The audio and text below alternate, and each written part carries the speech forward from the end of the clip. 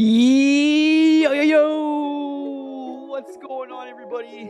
Welcome in to another episode podcast to talk about our favorite team, the Arizona Cardinals. Huge shout out to the people that are currently in the chat.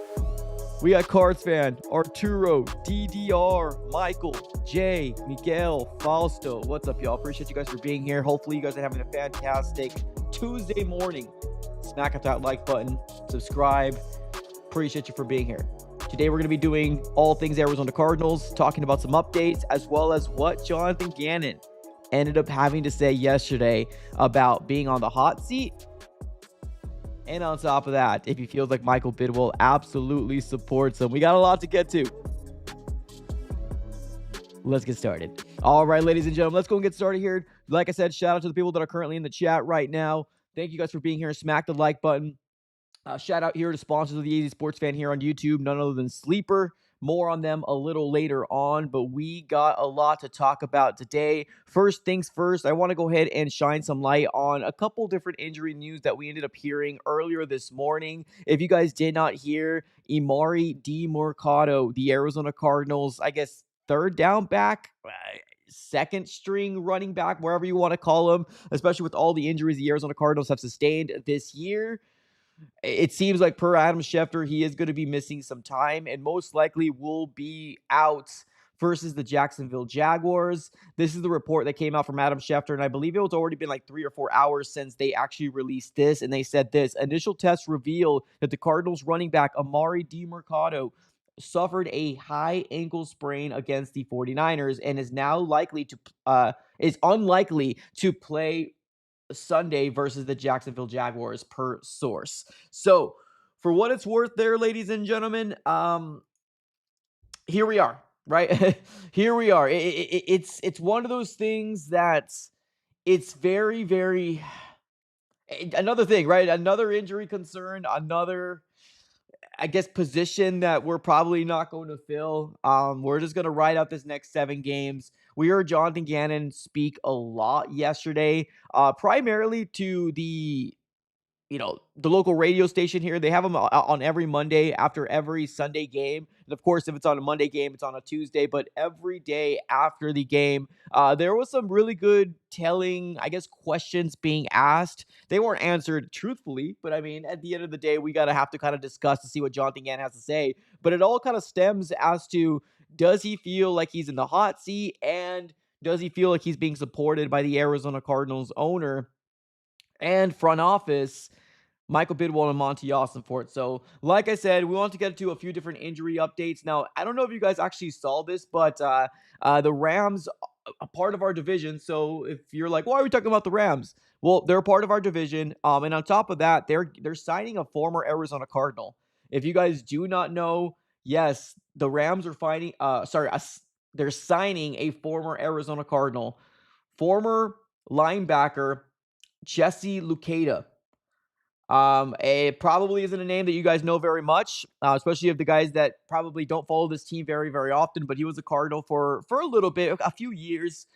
He did not make the roster, but he is now signing with the Rams. So for what it's worth, hopefully nothing but the best. He never really had a solid position here with the Cardinals. We used them at on the offensive side a couple times on preseason, but other than that, we really haven't seen very much from him. Obviously, he's not on the 53. He's now finding a new home, so hopefully nothing but the best and success for him. Hopefully he finds a good home. I mean, they're going to a very stable organization with the Rams over there, so let's see what happens. Let's see what happens there. So let's get started, ladies and gentlemen. Like I said, we got a lot to talk about.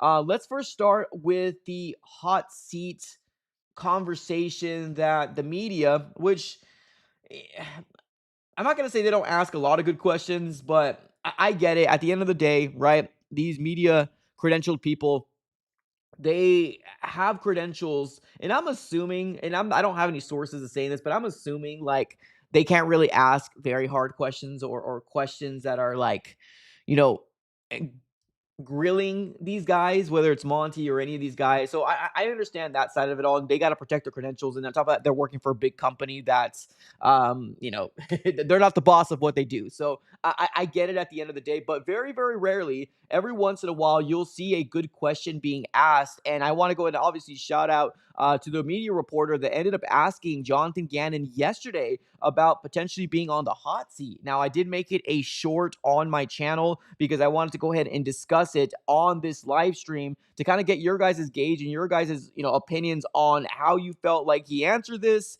And overall, do you feel like he's on the hot seat as well? So let's go ahead and shine some attention on over to my screen here. And this is Jonathan Gannon yesterday being asked about, obviously, with all the question marks and how the season has unfolded so far, about how he feels about, that label on, are you or could you be on the hot seat, right? Let's go and chime right into it. In this league, when things aren't going well, the phrase hot seat is going to come out.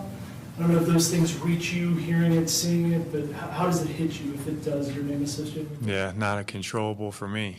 I didn't hire myself. I'm not going to fire myself. So seriously, no, I know it comes up.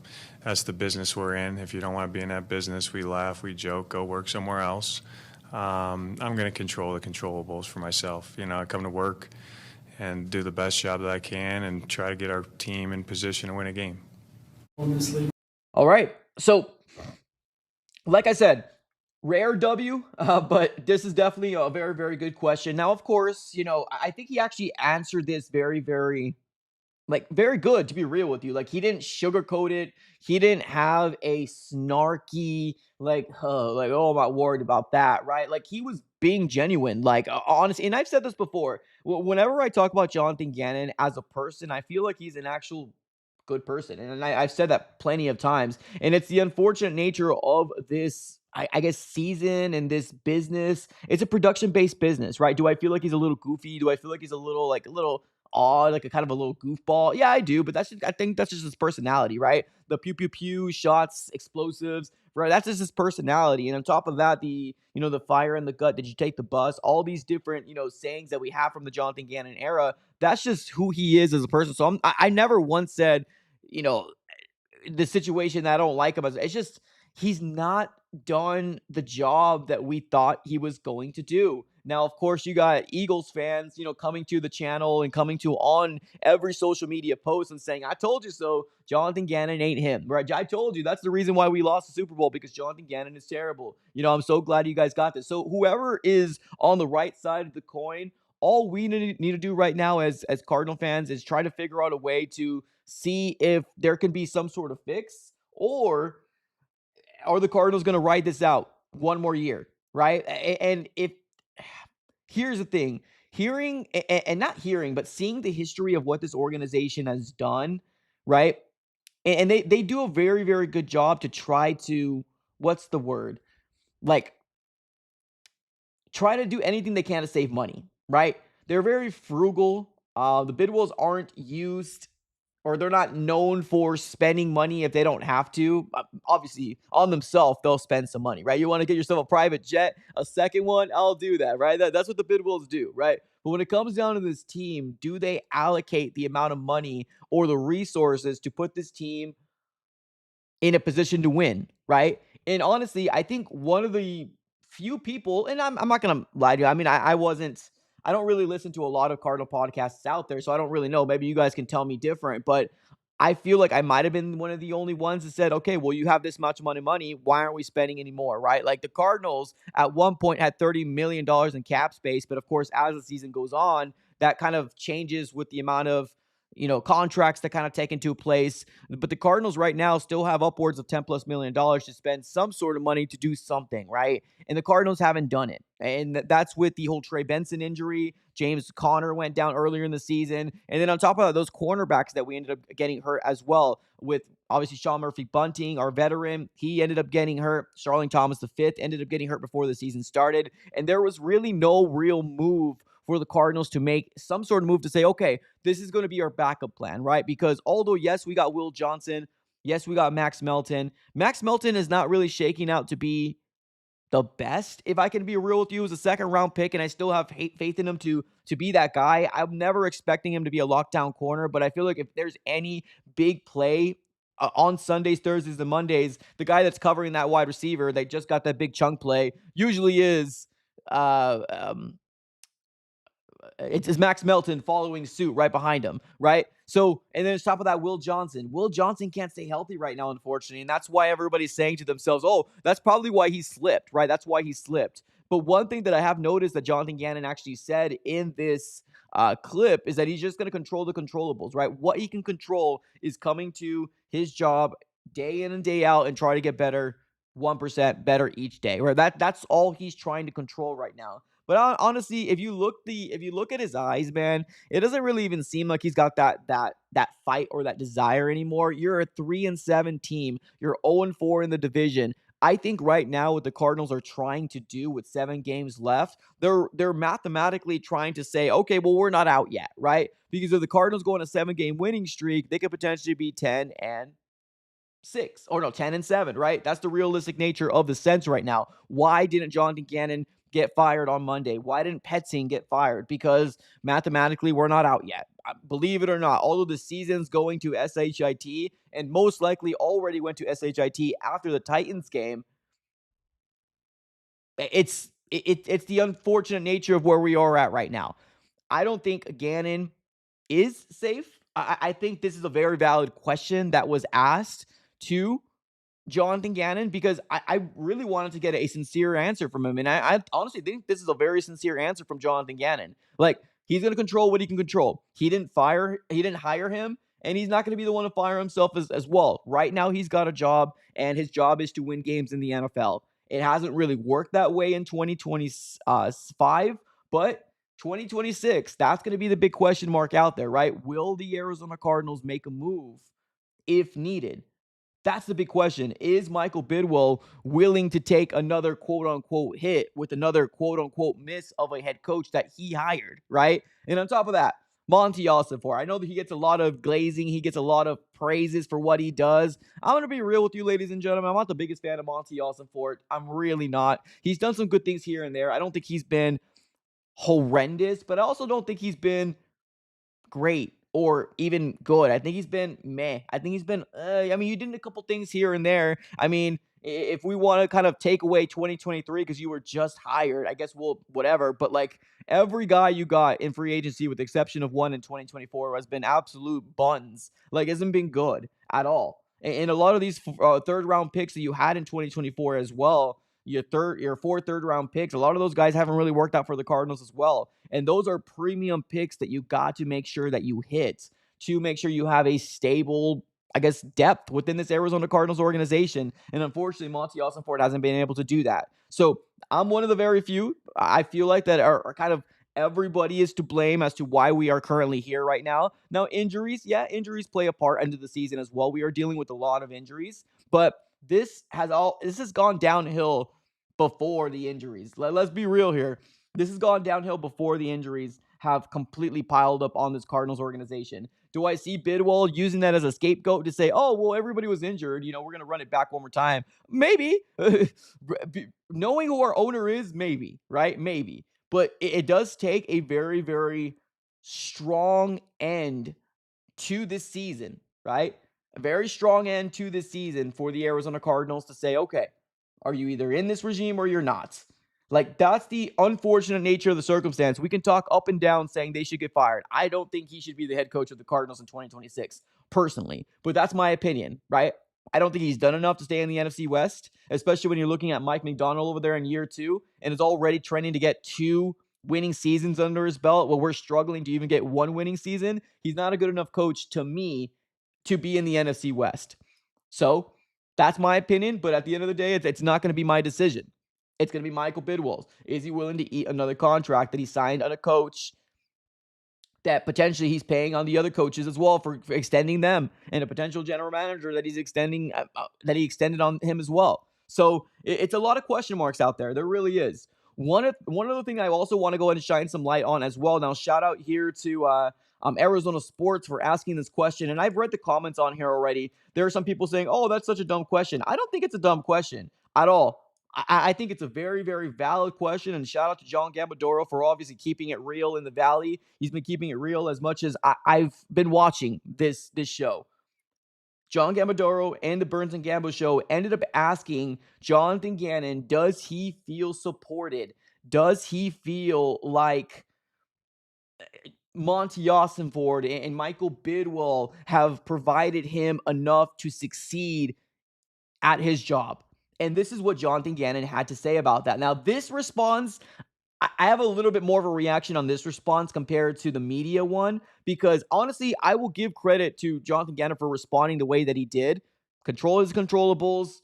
He can control what he can control, but this is the one that kind of irked me a little bit. This one irked me a little bit. So let me go ahead and shine some light on over to this clip here from credit to Burns and Gambo. And John Gambador ends up asking Jonathan Gannon this question. Let's chime right into it. I know you guys still have over 15 million in cap space in the beginning of the year. You had Starling Thomas go down and Sean Murphy bunting, and we're all wondering if you'd add a cornerback. And then Connor went down and Benson got down, and trade deadline come, you didn't make any moves. So I'm going to ask, do you feel, and this organization has a long history of losing, do you feel that ownership is giving you everything you need to succeed here? Yeah, 1,000% times 10. Absolutely.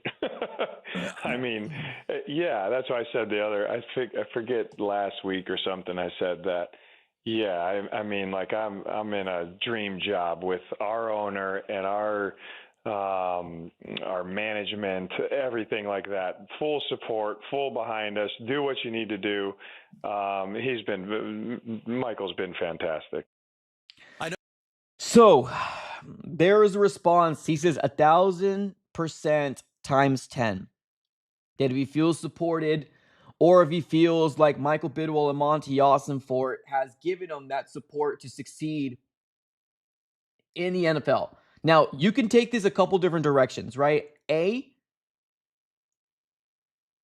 can take this as, well, what do you expect him to say? He's still employed by the Arizona Cardinals. His boss is Michael Bidwell. His boss is Monty Ossenfort. He's not going to come onto the local radio station saying, oh, no, I don't feel like I'm being supported. They should have done X, Y, and Z for me. They should have got me a new running back. They should have got me a new, this, and that. So although I'm not going to come out here and say I think it was a very valid question. Now, obviously, it depends on who answers it and how they answer it. The response or the answer was not what I would like to hear, but at the other side of the coin, he's employed by the Arizona Cardinals. So, of course, he's going to come out and say, yes, I feel supported 1,000% times 10, he says, that he feels like this is his dream job. Well, keep in mind, ladies and gentlemen, that he is one of 32.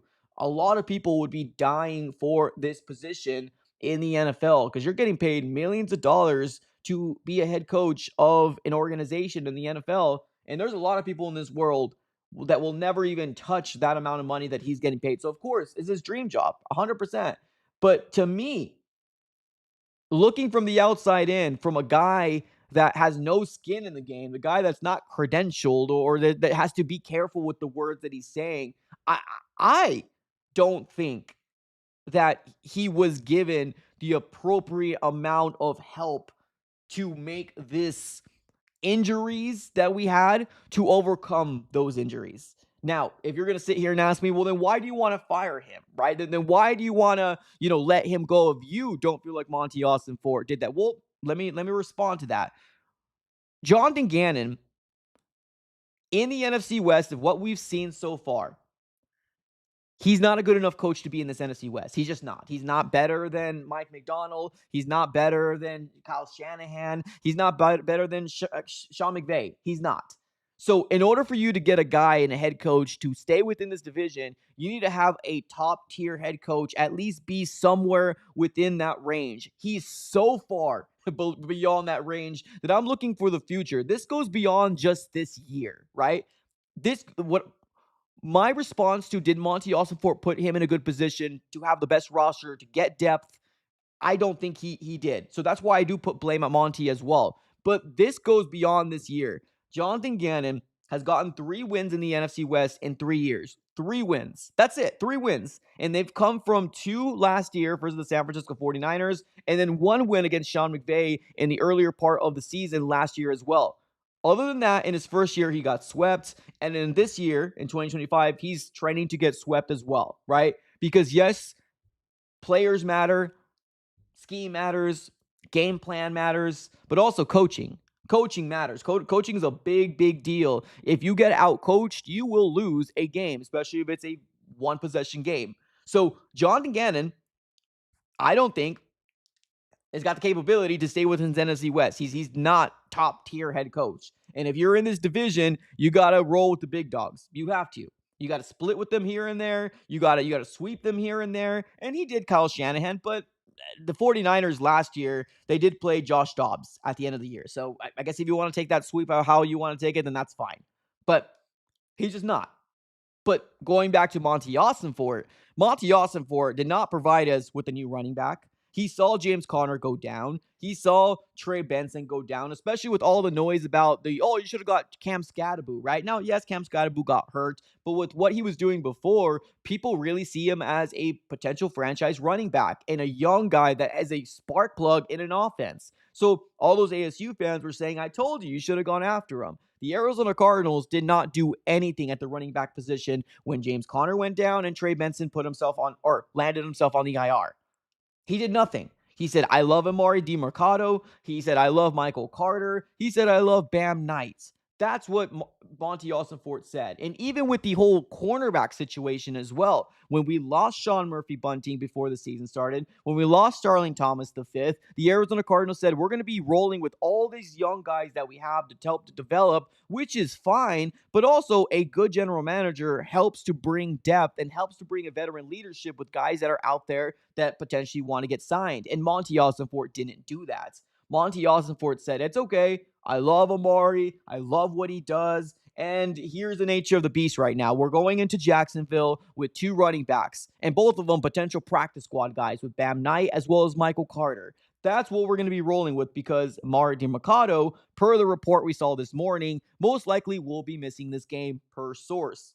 Source is Adam Schefter, or at least that report that came from Adam Schefter. So now we're in the situation where the Cardinals didn't have a run game. Cornerbacks, I mean, you've seen some highlights here and there from Will Johnson, but the concern of Will Johnson is that knee, right? Now, he's had other injuries besides the knee, and I'm not going to come out here and call Will Johnson a bust, but at the end of the day, the best ability is availability. And if you can't be on the field for the Cardinals, then what are we doing here? We're rolling with Denzel Burke, a 4th, 5th round pick for the Cardinals. Keitrell Clark, which is the guy who had a starting position in 2023, lost that starting position. And Garrett Williams, which I absolutely love, like I love Will Johnson, but now we're starting to deal with, can any of these cornerbacks stay healthy?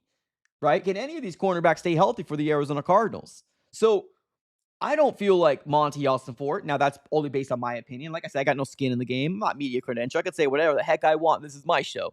Right? So Jonathan Gannon coming out and says he feels supported and that he feels that they have done everything they can. And this is his dream job. I'm cool. Okay, that's cool. Right? This is your dream job. All right, that's fine. But at the end of the day, I can read through the damn lies. I could read through the lies like nobody's been. He has not been this year fully supported to give him the best roster and depth that they could have. The Cardinals could have done something in the trade deadline. Guess what? They decided not to.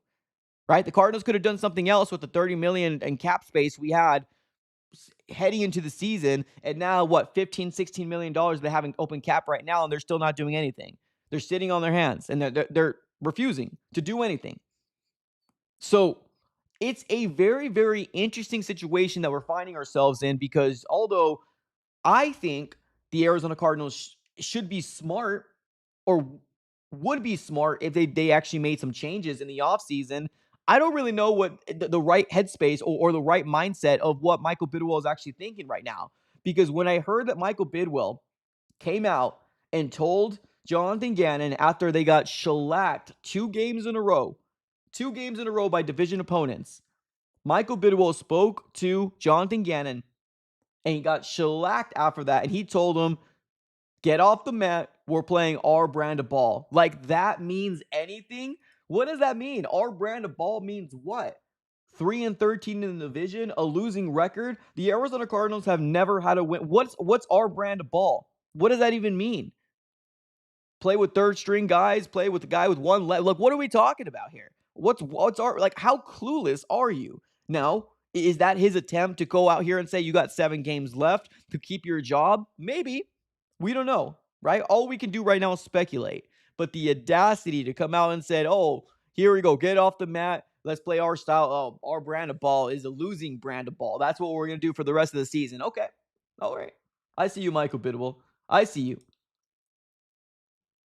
But Jonathan Gannon, right? On the hot seat, does he feel it? I think he does. I think he does. I absolutely think he does.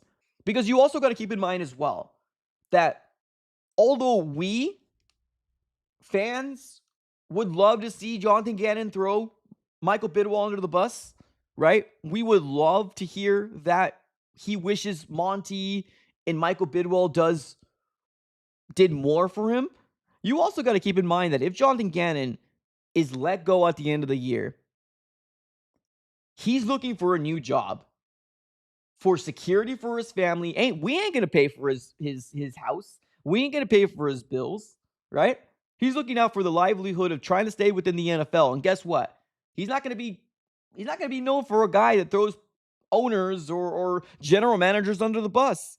If it doesn't work out here, he has to look out for the best interest of his family, which I 110% respect. So, on the one side of the coin, am I guess, irky with the way he responded a little bit, but that's just my own personal stuff, which I'll get over. I already have my own opinions on Michael Bidwell. Jonathan Gannon isn't going to change my opinion on how I feel about the Bidwells and how they run this organization. He's not going to take. Honestly, I listen to what they say because I cover this team. That's the only reason why I listen to them. I would have tuned these guys out a long time ago because anything they say is really kind of pointless. If I'm going to be real, it's pointless. There's no reason for me to sit there and actually listen to a 10, 15-minute interview from a guy that doesn't really give me much to kind of live my life to learn anything. Nothing comes out of it at all. I listen because I have to cover the team. That's why. But let's call it like it is, ladies and gentlemen. This organization, 3-7 now. I'm used to saying 3-6. 3-7 now, 0-4 in the division is going nowhere fast. Can they finish strong, quote unquote? They could finish strong. Yeah, they could finish strong. But the rest of your schedule isn't doing you any favors, right? You got the Jacksonville Jaguars, then you got the Bucks, the Tampa Bay Buccaneers, and then you're going over there. Then you got the Rams, the Texans, the Falcons, which are playing pretty darn scrappy, the Bengals and the Rams. Where realistically do you see another win for the Cardinals there? Where do you see that? Realistically, where do you see that? What the Arizona Cardinals need to do right now is they need to understand that where they are at right now within this situation that they found themselves in, right? This conundrum, this problem that we kind of built for ourselves. Because whether you think that Kyler Murray should come back or you don't think the Kyler Murray should come back, wherever side you are of that coin, we have bigger issues than just that. We have bigger issues than just that. The running back position, the offensive line position, a head coach position, quarterback position, an offensive coordinator position. There's so many yuckiness. There's so much unknown with this team right now that if they can just address 3 or 4, I guess 4, that would be a miracle next year. Do I think Monty Ossenfort will be able to do it? I don't know. Like I said, I've lost faith in him, if I'm going to be real with you. The after effect and the aftermath of what we've seen from this division and how they treated the Arizona Cardinals is telling.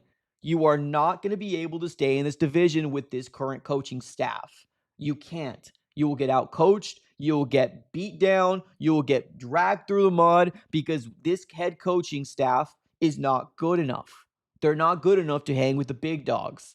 And guess what? Mike McDonald is already a part of the big dogs. He's not number 1.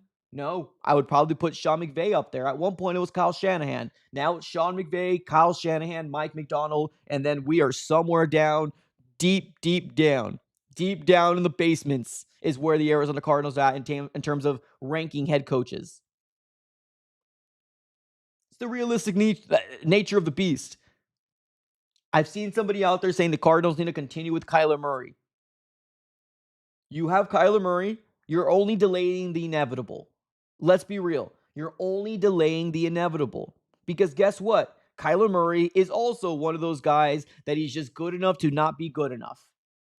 He's mediocre. You're not going to win the division with Kyler. You're not going to win a Super Bowl with Kyler. And if you want to just see competent football because, hey, I want to be the middle of the pack and I want to be the bottom of the division because it makes me feel better, then you're really not doing any favors for this organization. What the Cardinals need to do is cut ties and start building for the future. They need to start looking out for a new quarterback, whether it's the draft or a new guy that they want to develop and try to get a new reclamation project like Sam Darnold or Baker Mayfield. I think they should go to the draft personally. It's cheaper, and if you miss, you can go after another quarterback if you want to, right? I think they should go quarterback personally. That's my personal opinion, but the Cardinals are not really in a position right now going into week 11 or week 12 now, right? Oh, damn. Right? They're not even in a position to draft the top quarterbacks because obviously there's so much bad football going on. There's 9 other teams worse than you in terms of their record, or I guess strength of schedule takes a place into that, right? There's a lot of 2-8 teams. There's some really bad teams in the NFL right now. You're not the worst. So what the Cardinals need to do, they shouldn't run it back with Kyler. They shouldn't run it back with Jonathan Gannon. They shouldn't run it back with all of them. Hell no, they shouldn't do that. Now, will the Cardinals do it? Maybe, because Michael Bidwell, right? Because Michael Bidwell. We don't know. But you're only going to delay the inevitable if you try to run it back one more time and you blame the season on injuries. If you come out and say, oh, well, we're injury prone, that's what happened in the season is that we were injured. That's the reason why we had 3 wins. But man, weren't we close in the beginning? Weren't we close in the beginning? You're only delaying the inevitable. And guess what? You're losing a potential market for Kyler because you bring him back for one more year. Guess what? The results are going to be the same. 6, 7, 8 wins. Okay, well, what are we going to do with that? Right now, you offer an opportunity. Right now. Well, you should have done it last year, to be real with you, but the Arizona Cardinals like to wait. They like to wait. But you have a potential multiple teams that can be in on a quarterback this offseason. Cleveland, New Orleans, the Jets, the Raiders, hell, Atlanta. Michael Penix is done for the season. Are they going to depend on Kirk Cousins to be their savior? No, he's going to be the Band-Aid guy for them. That's what he's going to do. He's not the Kirk Cousins of what we all knew and love. You like that? He's not that same guy. He's not. But they're going to be rolling with him. So Atlanta is now an option as well. Minnesota is an option as well. Some people might say Carolina. I'm not going to go that deep. What they're doing right now with Bryce Young with 6-5 wins. If you were a 6-5 team, we wouldn't even be talking about Kyler Murray right now. We wouldn't be. But we're not. We're a 3-7 team. And on top of that, Pittsburgh. There's 7 teams right now that I can see with this draft, and not all of them are behind or in front of us in the draft. No. A few of them, a couple of them are behind us in the draft. But you have an opportunity here to try to cash in some sort of value for Kyler. Something. And this is your opportunity to do so in this offseason. Now, whether they take it or they don't, that's going to be the deciding factor if are we going to constantly be rebuilding in 3 or 4 years from now, or is it going to take another 2 years to get a young kid to hopefully be that guy for us. And we've seen it. Let's not act like we haven't seen rookie quarterbacks as of late coming in and lighting the league on fire, right? Now, Jaden Daniels has mightily regressed, but of course, injuries really took an effect as well. Injuries is a big deal with Jaden. Can he stay healthy? We don't know. Caleb Williams, although didn't look too great his rookie year, is having himself a sophomore year, and he's at the top of his division right now. Drake May, good God. He's surpassed the Bills right now. Surpassed them. Now, of course, there's the alternative as well, right? We've seen some quarterbacks being picked up in the high draft picks and their teams aren't going nowhere fast. Okay, well, that's the risk. It's risk. It's risk and reward. That's what you get from the NFL draft. That's just what it is. Bo Nix hasn't looked too great, but his team is still at the top of the division. You can see it. If there's any chance you want the Arizona Cardinals to win a Super Bowl, that's going to be it. That's going to have to be the way to do it. You get a young rookie that you build off of. And I mean, build off is you throw money at every other position out there, because we know with Kyler Murray taking up 19, 20, 21, percent of the cap space, we don't have the capability to do it because Kyler Murray is not that top 10, top 5 quarterback that can elevate people. He's a 15, 16, 17 ranked quarterback wherever you have him, 14, 15, whatever. That's who he is. He needs everything perfect around him in order for him to succeed. But if you're worried about picking up the next Josh Rosen, or you're worried about picking up the next Matt Leinart, well, that comes with the risk. It does. The Cardinals has only picked 3 quarterbacks in the first round. 3 quarterbacks in the first round. Leinart, Rosen, Kyler. That's it. Is Kyler the best out of all of them? Yeah, hell yeah, he is. Hell yeah. But can we be better? Hell yeah, we can. Hell yeah, we can. So it's one of those things that I strongly feel like the Cardinals need to allow Kyler to get another opportunity, fresh new start, let him succeed somewhere else. If it's going to be somewhere else, it probably will be the Vikings. Because right now, with what we have going on, we just don't have the capability and the cheap owner that we have to put pieces around him to succeed. Thank God for Michael Wilson this last week for giving us something good to talk about. Thank God for Trey McBride, but we are wasting their prime. We're wasting these guys' prime. We're wasting it. Right now, we're wasting it. We had a 3 or 4 week window with these guys', year window with these guys' prime.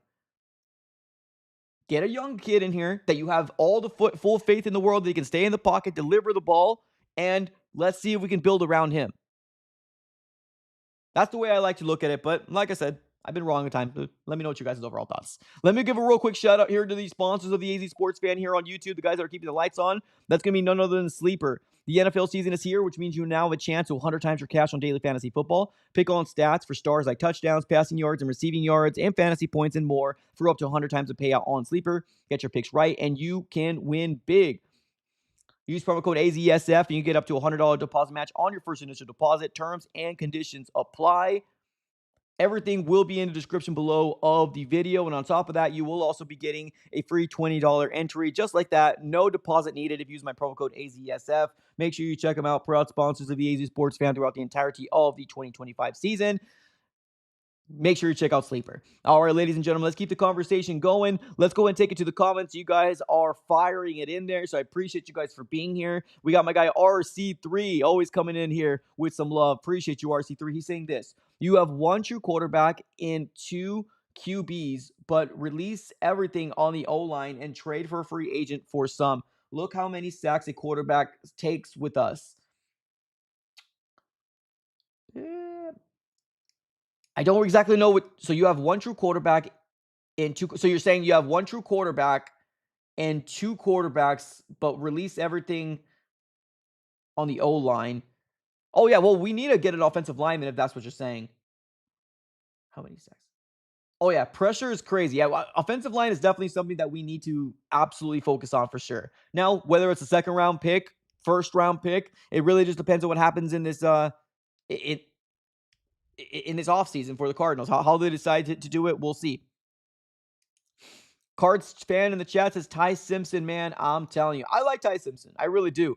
Ty Simpson is up there along with Fernando Mendoza. I don't think Dante Moore is going to be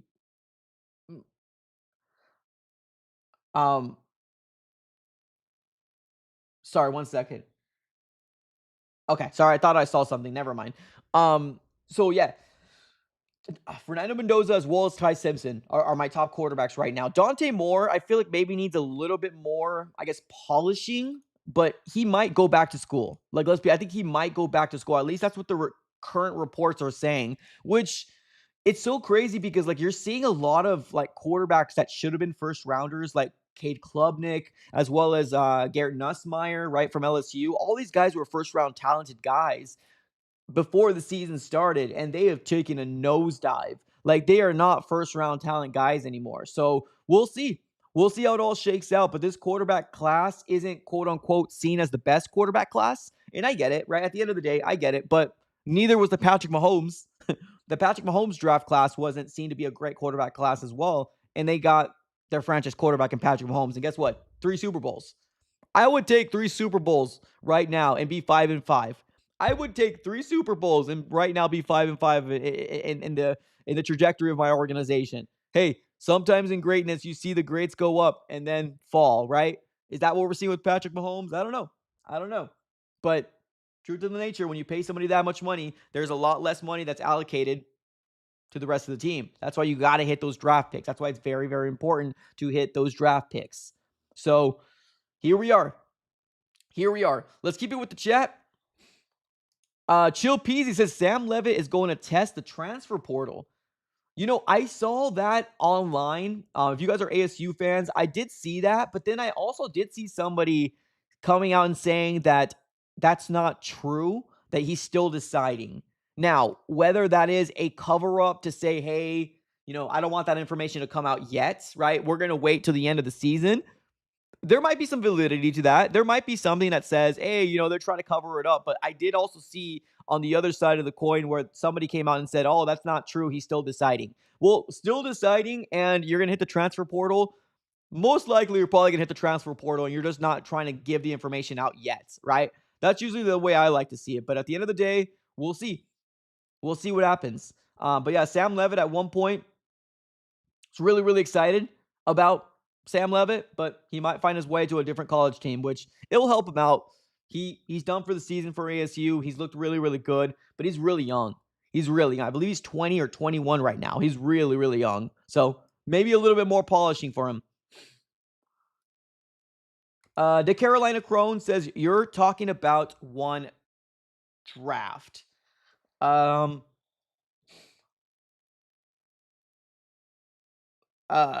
you saying the Patrick Mahomes correlation is what you're talking about? If that's the case, well, yeah. Well, that's the risk. That's what I'm saying. It's a risk. I'm not going to say you have the next Patrick Mahomes coming out of the draft. I'm not saying that, but I'm saying that you never know, right? If you get a young kid at the perfect situation, you never know. You never know what's going to happen. You really don't. Frank in the chat says the offensive line should be our target this offseason. I don't see any QB flourishing behind that line. I wouldn't say Jacoby Brissett isn't flourishing. He's doing what he can for a backup quarterback. What Jacoby Brissett is doing behind that line is actually pretty astounding. Now, he is getting pressured a lot. He's getting hit a lot. We got a 14-point swing in the Seahawks game because obviously of the sack fumbles, right? So, yeah, if we can address that right guard and right tackle position with Jonah Williams, and somehow, fingers crossed, please, Isaiah Adams develop to be that guy, because we don't know what's going to happen with Will Hernandez, right? I believe it's a 1-year deal that we end up having him on. I don't think it's anything past. Let me see. I could have sworn Will Hernandez is just a 1-year deal that we brought him back for. Let me just double check. Yeah, it's just this year. So I don't know. Like, Will Hernandez isn't playing the best either. Like, he isn't playing the best. Like, let's be real. He isn't playing the best. Does Isaiah Adams get another crack? We'll see. But that whole right side of the line is very bad. It's not good. So I agree. I think the Cardinals should definitely very well go into getting themselves a offensive lineman for sure, whether it's Fanu or any of the other draft picks. And that's why I'm saying, like, if you want to, try to see what you can get from Kyler. Try to see what you can get from Kyler Murray to see if you can build this team out for any of the guys to come in here, any quarterback to try to flourish. Because if you want to get a right tackle, this might be the draft class to do so, right? So we'll see. But I agree. I think that's definitely a priority for sure. El Tali in the chat says, you can get the best QB, but if that O-line doesn't get fixed, they are nothing. That's fair. I mean, Jacoby Brissett is still putting up numbers. And I'm not trying to say anything like we don't need O-line. I do think that we do need O-line. I'm not saying we don't, but what I'm saying is that Jacoby Brissett is still putting up good numbers because of the weapons that we have. Michael Wilson went crazy off, right? Trey McBride's going to keep doing his thing. Marvin Harrison Jr., when he comes back, is going to be doing his thing. But I don't personally think it has to be right tackle at the draft. I don't think so. In the first round. I'm sorry. Let me clarify. I don't think it has to be right tackle or bust in the first round for me. Do I lean on it heavily? Yeah, of course. Definitely. But I don't think it has to be. I think you still have the second round. I still think you can probably gather a draft pick or two to still build that line with some young guys. But I do like Fanu. I'm not gonna lie. I do like Fanu. De Carolina says, with our history of picking QBs, you really want to put our trust in an organization to pick a quarterback better than Kyler? I mean, without risk, there's no reward. I mean, I would rather take the chance to try to find your guy, to be honest with you. And I know I don't really trust Monty. I don't trust Michael Bidwell. I don't, if I'm going to be real with you. But where we are at right now, we're not going to go anywhere. If you're looking for a Super Bowl or a constant team, if you bring back Kyler Murray back for another year, you're only delaying the inevitable. Kyler's not better than Sam Stafford. He's not better than Purdy. He's not better than Sam Darnold. At least what they've accomplished this year. I know injuries have got there, but they've accomplished more. That might be hard, and I don't think people are going to quite get that, and that's fine. Kyler's not the best quarterback in this division. Now, if Stafford retires, we might have a little crack of sliver there, but anybody who touches Seattle is good. Geno was good. I don't get it, but he's good with the Seattle Seahawks. Now he's not good. He's with the Raiders and he sucks, right? Because they don't have a lot of pieces around him. Sam Darnold, he touches Seattle and he's good, right? Brock Purdy, he absolutely obliterated the Cardinals. I'm not saying that's why he's better or he's good, but he's accomplished more in a team. He's taken his team to the Super Bowl. He's won playoff games. That's what I'm looking for from my quarterback.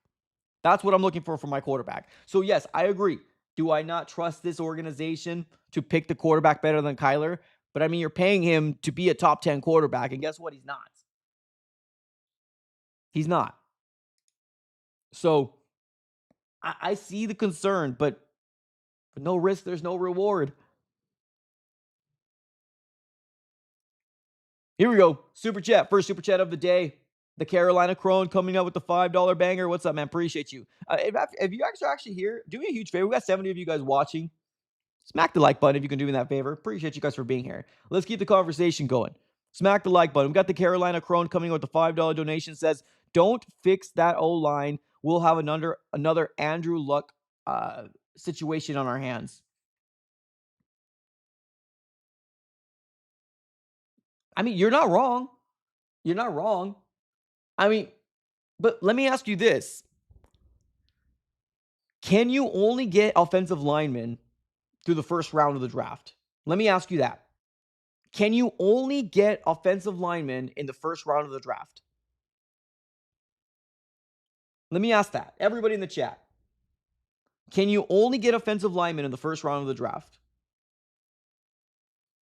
No, there's the second round, there's the third round, there's the fourth. Now, yes, the talent level does drop off, and it does kind of feel like when you get that guy, you usually do get him in the first round, but you could still get some pretty good players in the second and third round. Obviously, it depends if you hit him, who falls, right? And on top of that, you can use money to bring in offensive linemen in free agency as well.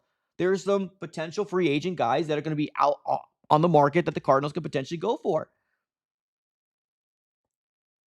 Offensive lineman is a tough position to play, for sure. I agree. But you got the second round, you got the third round, and you got free agency as well. So I personally don't think it's offensive lineman or bust in the first round. Because guess what? You have a lot of offensive linemen that are getting picked up in the first round that they don't look that great. I mean, did Paris Johnson Jr. look great in his rookie year? I mean, no, but he was a bookend for us, and he developed into being a really good player, right? But he's not going to fix it. It's not going to fix it. It almost kind of feels like people want to get a first round right tackle and be like, okay, well, he's coming from college. These kids are coming from college. They develop into becoming that guy. Is it going to be that first year Well, I mean, if you're depending on him to be, I mean, you kind of have to. But like a lot of guys that are picked up in the first round, not a lot, maybe a few, they're not always gods, end all be all. I understand it. I agree with you. But I'm not saying it has to be right tackle or bust for the Cardinals. Now, it depends on how the board falls, of course, right? You're sitting at the 10th pick. So if all the quarterbacks are gone, every other position that you feel like is not a need, and you have Spencer Fanu there, then of course you take the swing, you get him, right? But if the Cardinals decide to trade up to acquire themselves a quarterback, then that's okay too. Because there is free agency, and there might be some offensive linemen hitting free agency. You can go that direction. And or you can draft a offensive lineman in the second and third round as well.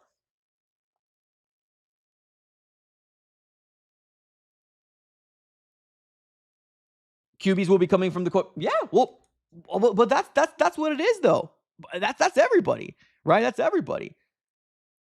Same thought process. I don't think anybody's expecting a rookie quarterback to come in here and light this division on fire. Or at least we're hoping that he does. But I don't think anybody's expecting that, right? That's what the risk reward comes from. I do agree that they got to go offensive lineman somewhere. 100%. I agree. Free agency, second round, third round, those are still available. Mike, we got Fleet. Oh, yeah. 100%. Oh, 100%. We thought Jonah Williams was going to be. That was a big splash play for Monty Ossenfort, was Jonah Williams in the second year. That was a big splash play. And Jonah Williams doesn't look good. Doesn't look good. Are you using this to correlate why we shouldn't go after a free agent offensive lineman? Keep in mind that there was a lot of Cincinnati Bengals fans that wanted him gone. There was a lot of Cincinnati Bengals fans that wanted him gone. And guess what? He was a first-round pick. Jonah Williams was a first-round pick, if I can remember correctly. Let me just double-check. Yep, Jonah Williams was picked at the 11th overall pick in the 2019 NFL Draft. Jonah Williams was from the University of Alabama.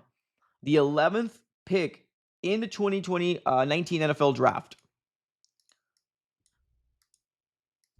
How old is he now? Jonah Williams is now... How old is Jonah Williams? He's 28 years old. Damn. He sucks that bad and he's just 28?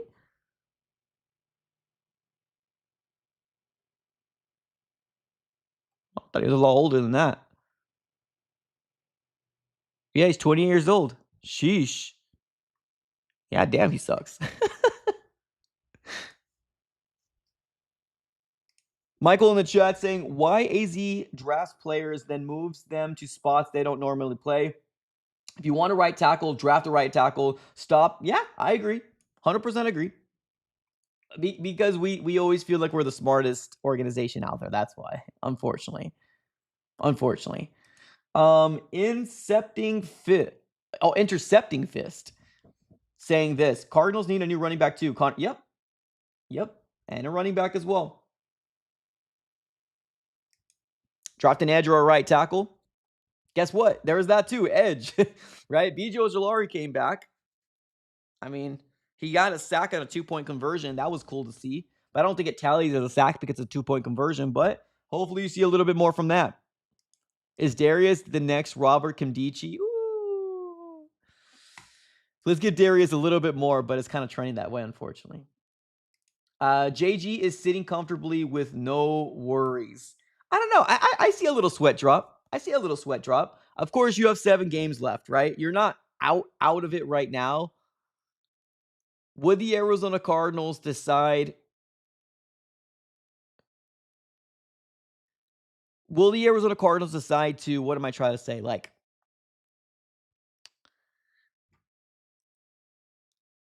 I lost my train of thought. Good God. Completely lost my train of thought. Oh, yeah. Yeah, I completely lost my train of thought. What the heck was I even talking about? Okay, let's keep it to the I got completely lost. I saw something here on Twitter. I think it was about Trey Benson. There's no update on Trey, but we'll see what happens with Trey Benson. All right, let's go with Brandon. What's up, Brandon? Darius Robinson's a bust. Bijo Jalari's a bust. Trey Benson's a bust. Max Melton's a bust. Yikes. Yikes. Can we consider Marv a reach yet? He's more worth a second pick, in my opinion. I don't think so. I mean, I feel like if anybody was in the position of the Cardinals were, they would have gotten Marvin Harrison Jr. I think they would have gotten Marvin Harrison Jr. Believe if you don't want to believe, but I feel like anybody would have gotten Marvin Harrison Jr. if they were sitting at the 4th overall pick. I could be wrong. But it is what it is. Let's go with Jay. Jay in the chat says the Cardinals don't do good in the draft. They always pick who they think is the best player and not the best player on board. That's fair. I mean, keep in mind that best player available is subjective to the guy who making that position, right? Your best player available is different from my best player available, right? Your best player available is different than mine. Mine is different than Brandon. It's different than Miguel. It's different than Altali, right? It's different than De Carolina Crone. It's subjective and who they think, and that's why it's such a crapshoot. There's nothing certain in the draft. There's nothing certain in the draft. It's you take a risk or you don't. You do it, right? It's the way that it is.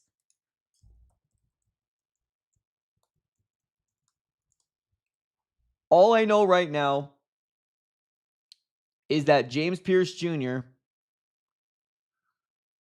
got 2.5 sacks, which is a guy that I was really high on. Now, whether you think that's good or not, I'll let that for you to decide. Jalen Walker, which is another guy that I ended up liking as well, coming out of the draft as well, has 4 sacks this season already as a rookie.